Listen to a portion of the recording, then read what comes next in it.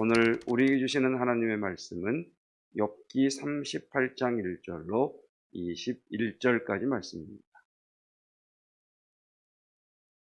욥기 38장 1절로 21절까지 말씀, 오늘 우리에게 주시는 여호와 하나님의 말씀입니다. 그때에 여호와께서 폭풍우 가운데에서 욥에게 말씀하여 이르시되, 무지한 말로 생각을 어둡게 하는 자가 누구냐? 너는 대장부처럼 허리를 묶고 내가 내게 묻는 것을 대답할지니라. 내가 땅에 기초를 놓을 때에 내가 어디 있었느냐? 내가 깨달아 알았거든 말할지니라. 누가 그것의 도량법을 정하였는지, 누가 그 줄을 그것의 위에 띄웠는지 내가 아느냐? 그것의 주는 무엇 위에 세웠으며 그 모퉁이 돌을 누가 놓았느냐? 그때의 새벽별들이 기뻐 노래하며 하나님의 아들들이 다 기뻐 소리를 질렀느니라. 바다가 그 모태에서 터져 나올 때에 문으로 그것을 가둔 자가 누구냐? 그때에 내가 구름으로 그 옷을 만들고 흑암으로 그 강보를 만들고 한계를 정하여 문빗장을 지르고 이르기를 내가 여기까지 오고 더 넘어가지 못하리니 내 높은 파도가 여기서 그칠지니라 하였노라. 내가 너의 날에 아침에게 명령하였느냐? 새벽에게 그 자리를 일러 주었느냐? 그곳으로 땅끝을 붙잡고 악한 자들을 그 땅에서 떨쳐버린 일이 있었느냐? 땅이 변하여 진들게 인친 것 같이 되었고 그들은 옷같이 나타나되 악인에게는 그 빛이 차단되고 그들의 높이 든 팔이 꺾이느니라. 내가 바다의 샘에 들어갔었느냐? 깊은 물 밑으로 걸어 다녀 보았느냐? 사망의 문이 내게 나타났느냐? 사망의 그늘진 문을 내가 보았느냐? 땅의 너비를 내가 측량할 수 있느냐? 내가 그 모든 것들을 다 알거든 말할지니라. 어느 것이 광명이 있는 곳으로 가는 길이냐? 어느 것이 흑암이 있는 곳으로 가는 길이냐?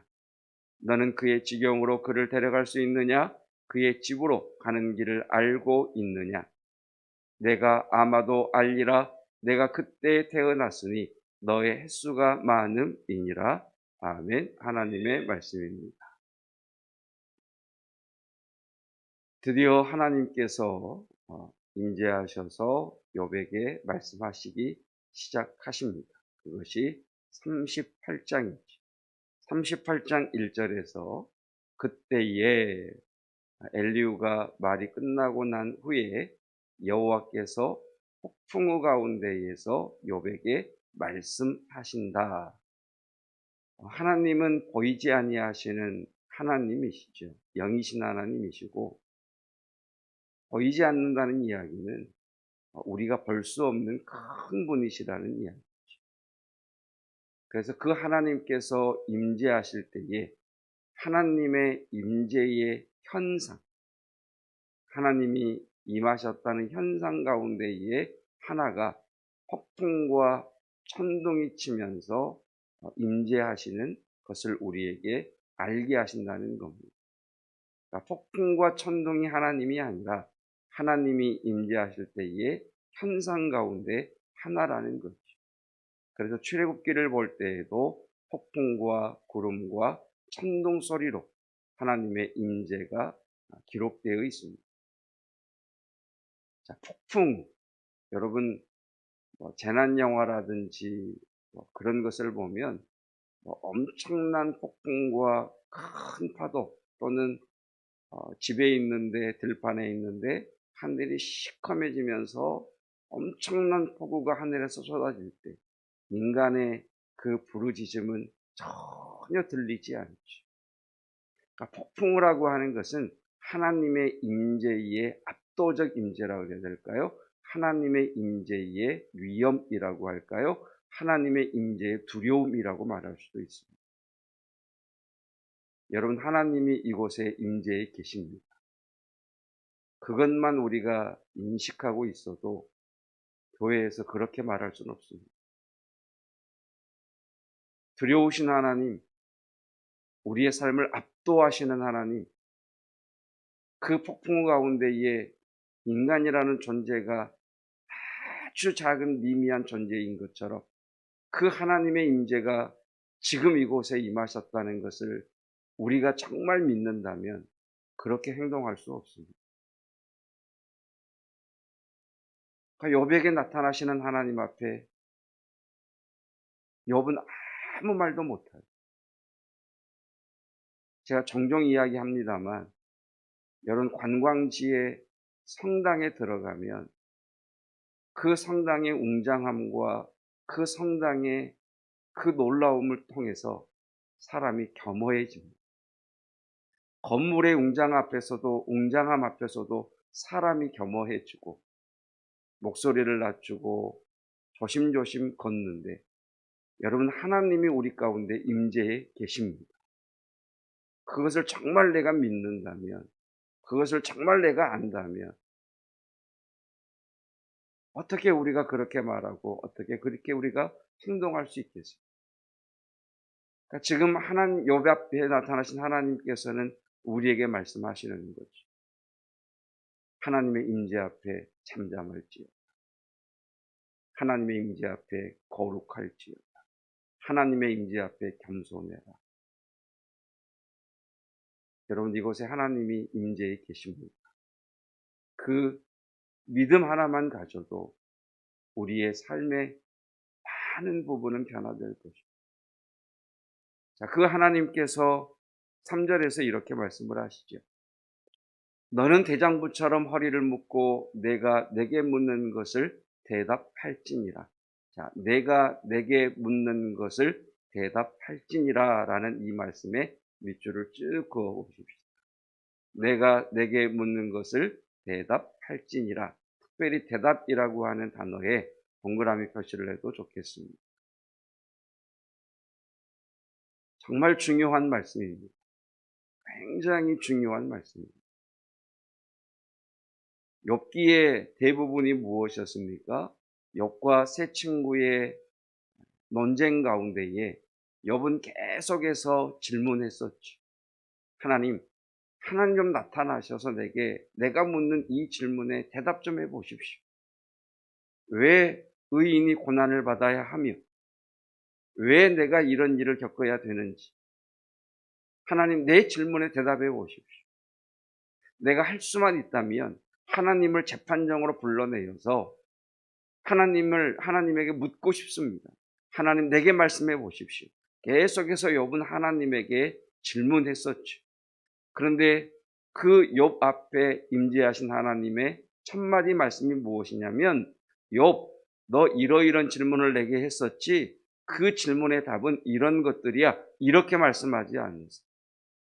뭐라고 말씀하느냐면 욥 너는 질문하는 자가 아니라 대답하는 자야 라고 말씀합니다. 묻는 자는 네가 아니고 나 여호와야 라고 말씀합니다. 여러분 이것은 굉장한 신앙의 전환을 가져다 주는 말씀입니다. 하나님은 우리에게 말씀하세요. 너는 질문하는 자가 아니라 대답할 자다라고 말씀하세요. 여기서 질문이라고 하는 것은 우리가 평상시 하나님의 인도하심을 구하고 하나님께 질문하라는 질문의 의미는 아니에요. 우리가 하나님 앞에 질문하는 그 질문은 하나님 내가 어떻게 선택하기를 원하십니까? 하나님 내가 주의 뜻을 어떻게 따라가기를 원하십니까? 하나님의 뜻은 무엇입니까? 하나님의 인도하심에 대한 질문이죠.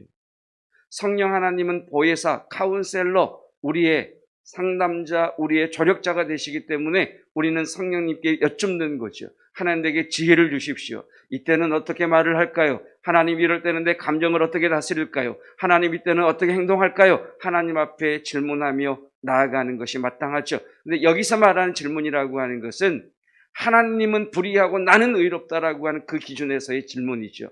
하나님 말씀해 보십시오. 왜 내가 고난을 당해야 됩니까? 하나님 말씀해 보십시오. 왜 내가 이런 일을 당해야 됩니까? 라고 할 때 하나님께서 욥에게 나타나셔서 하셨던 첫마디 말씀, 나는 질문하는 자고 너는 대답하는 자. 네가 질문하고 내가 대답하는 것이 아니라 내가 대답하고 너는 질문하는 자. 여러분 이 말씀 한 절만 우리가 붙들어도 아마 우리의 삶에 굉장히 많은 부분이 변화될 겁니다. 한번 따라 하십시다. 나는 질문하는 자가 아니라 대답하는 자다. 우리 이렇게 질문하지 않습니까? 하나님, 왜 이렇게 삶이 어렵습니까? 저도 그런 질문 많이 합니다. 하나님 이렇게 말씀하시죠. 너는 질문하는 자가 아니라 너는 대답하는 자야. 그러면 우리의 질문은 바뀌어야 되겠죠. 하나님의 대답. 이 고난 앞에, 이 어려움 앞에 나는 어떻게 살아야 될까? 대답해야 돼. 이런 형편 속에서 나는 어떤 태도를 가져야 될까? 하나님 앞에 말씀을 드려야 되겠다. 한번 깊이 묵상해 보십시오. 하나님은 질문하는 자고 내가 대답하는 자구나라고. 그러시면서 4절 말씀에 이렇게 얘기하시죠. 내가 땅에 기초를 놓을 때에 내가 어디 있었느냐. 이 말씀들 지금 38장에서는 21절까지는 땅과 관련된 이 땅과 관련된 자연, 이 땅과 관련된 자연에 대한 하나님의 말씀, 자연을 보고 그것을 보고 너는 하나님의 놀라움을 깨달아라 말씀하시고 내일 읽게 될 본문의 말씀은 이제 하늘, 우주 이것을 보고 너는 말하라 라고 말씀을 하시는데 주님께서 이렇게 말씀하셨죠. 하늘을 나는 공중 나는 새를 봐라. 저 새들도 하나님이 먹이시거든 하물며 너희 일까 보냐. 가로 열고 믿음이 적은 자들아 가로 닫고. 들의 백합화를 보라. 누가 저 들의 백합화를 입히시느냐. 하물며 너희 일까 보냐. 가로 열고 믿음 없는 자들아 가로 닫고. 지금 주님의 이 말씀과 유사한 비유의 말씀입니다. 내가 땅에 기초를 놓을 때에 내가 어디 있었느냐라고 하시는 말씀은 땅에 기초를 놓은 자가 누구냐? 나 여호와가 아니냐? 그렇다면 네 인생의 기초를 놓을 자가 누구겠느냐? 네 인생의 주춧돌을 놓을 자가 누구겠느냐? 나 여호와가 아니냐? 왜 너는 네 인생의 주초를 놓을 자가, 왜 너는 네 인생의 기초를 놓을 자가 너라고 오해하느냐? 아니다! 나 여호와다! 그렇다면 너의 기초가 흔들리겠느냐? 여러분, 우리의 삶의 기초를 놓으신 분은 여호와 하나님이십니다. 대답하라는 거예요. 그래서 대장 붙이다. 허리를 묶고 하나님이 내 삶의 기초를 놓으셨다면 내 인생이 흔들리실 때에 내 삶이 흔들리게 하실 때에는 하나님의 어떤 뜻과 계획이 있지 않겠는가? 그 흔들림 가운데 나는 어떻게 해야 될까? 하나님 앞에 대답하라는 거예요. 여러분 기존에 있는 집을 왜 부수죠? 여러분 왜 재개발을 하죠? 무너뜨리기 위함인가요? 다시 세우기 위함. 여러분 그래서 우리는 오늘 이 새벽에도 그리스도 예수 앞에서 나의 교만한 내가 무너지고 하나님이 세우시는 새 사람으로 거듭나는 은혜가 있기를 축복합니다. 누가 기초를 놓았냐? 그리고 8절은 이렇게 말씀하시죠. 바다에 대한 말씀이죠. 바다가. 그러시면서 10절에서 10절, 11절에서 이렇게 말씀하시죠. 자, 바다의 한계를 정하여 문빗장을 지르고 여러분 바다 해변가에 가셔서 바다를 가둔 문빗장을 찾아보십시오. 없지요. 벽이 있는 것도 아니요. 문빗장이 있는 것도 아니지. 근데 11절. 이르기를 내가 여기까지 오고 더 넘어가지 못하리니 내 높은 파도가 여기서 그칠지니라 하였노라. 바다 좋아하시죠? 가끔 바다가 보고 싶으시지? 그곳에 가서 좋다. 참 좋다. 아, 속이 다 시원하다. 거기서 끝나지 마시고 한 걸음 더 나아가 이런 질문을 해보십시오. 참 이상하다. 바다에 벽이 있는 것도 아니고 바다에 문빗장이 있는 것도 아닌데 왜 파도는 저기까지만 올까? 왜 파도는 이곳을 넘어서 오지 못하고 왜 저기까지만 올까? 아, 하나님이 한계를 정해 놓으셨구나. 바다도 저렇게 하나님 앞에 순종하는데 나는 왜 순종을 못하나? 바다의 한계를 정하신 이가 여호와이시라면 내 삶의 파도가 여기까지라고 한계를 정하신 분은 하나님이시라는 거예요. 고난당하는 욥 앞에 물론 힘들죠. 상상할 수 없죠.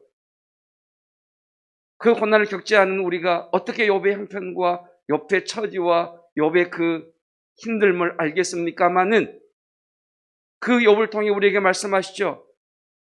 너는 네 인생에 견딜 수 없을 것 같은 그 파도 앞에 하나님 앞에 보라는 거예요. 파도의 한계를 정하신 이가 너의 인생의 한계를 정하셨다.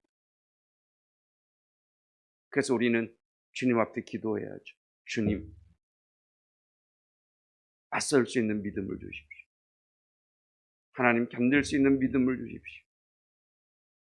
주님이 붙들지 아니하시며 주님이 공급하지 아니하시며 견딜 수 없고 버틸 수 없고 설 수 없사오니 주님 내게 믿음을 주십시오. 하늘의 문을 열어 새 힘을 허락하여 주시고 아버지의 마음을 내게 흐르게 하여 주셔서 주님 오늘도 주님의 손을 붙들고 나아가기를 원합니다. 그 은혜가 있기를 주님의 이름으로 축복합니다. 오늘 주님은 말씀합니다. 눈을 들어 주변의 자연들을 봐라. 거기에 하나님의 살아계시는 메시지가 있다 말씀하고 계십니다. 주님이 저와 여러분과 함께 동행하십니다. 그 하나님 까닭에 일어서시고 그 하나님의 손이 저와 여러분을 붙들어 주시고 붙들고 계심을 믿습니다. 기도하겠습니다. 하나님, 우리가 얼마나 교만하고 얼마나 악한 자인지 하나님의 임재 앞에 어떻게 그렇게 말할 수 있고 어떻게 그렇게 행동할 수 있는지 우리로 주의 임재 앞에 잠잠하게 하시고 그 하나님의 어미하심 앞에 압도되게 하시사 우리의 모든 신경을 집중하여 주의 음성에 대답하는 자 되게 하옵소서. 삶의 근본적인 질문들이 내 삶에, 내 마음에 깊이 뿌리내리고 있습니다. 그러나 오늘 하나님께서는 내게 말씀하시기를 너는 질문하는 자가 아니라 대답할 자다. 대답하라 말씀하시고 계십니다. 주여 무엇이라 대답할지 지혜를 주시고 알게 하시고 깨닫게 하옵소서. 땅의 기초를 놓으신 하나님이 내 삶의 기초를 놓으셨다면 내 삶을 흔드시는 이유가 있을 터인데 하나님 허무시고 새롭게 세우시는 하나님의 일하심을 기대할 수 있는 믿음을 허락하여 주시옵소서.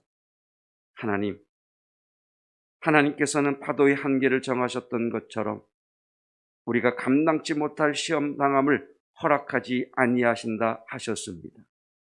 그러나 주님 감당할 수가 없습니다. 주님 너무 힘이 듭니다.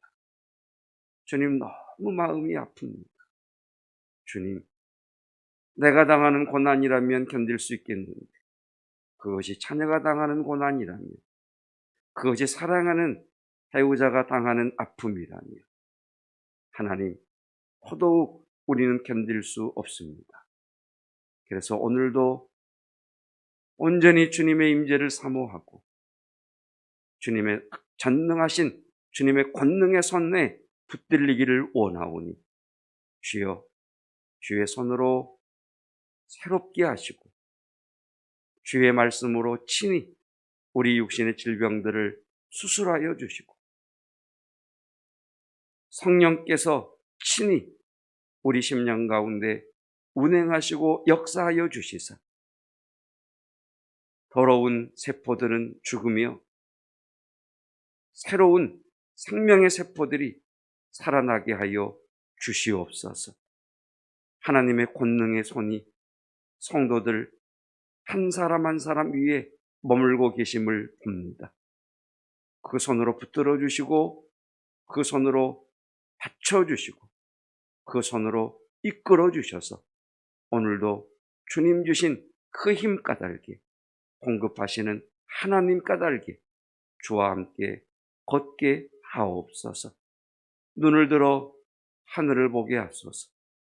눈을 들어 산을 보게 하소서. 눈을 들어 바다를 보게 하소서. 저렇게 자연들은 하나님 앞에 순종하는데 참 하나님 말씀 안 듣는 나의 교만함을 꺾으시고 하나님 앞에 순복하는 믿음의 자리까지 나아가도록 나를 이끌어 주십시오. 그리고 그 하늘을 만드신 하나님이 나의 아버지이시며 그 산을 지탱하고 계시는 아버지가 내 하나님인 것을 고백하게 하여 주시어서 끊임없이 우리가 마시고 느끼고 보고 깨닫는 자연과 공기들과 그 모든 현상 가운데에 하나님을 배웁게 하옵소서. 예수 그리스도의 은혜와 하나님의 사랑하심과 성령 하나님의 깨닫게 하시는 놀라운 은혜가 하나님, 내가 하나님 앞에서 대답할 자이군요. 대답할 자로 대장부처럼 거리를 통이고 하나님 앞에 서기를 원합니다. 소망하는 성도들 위에 영원토록 함께 하시기를 축원하옵나이다. 아멘.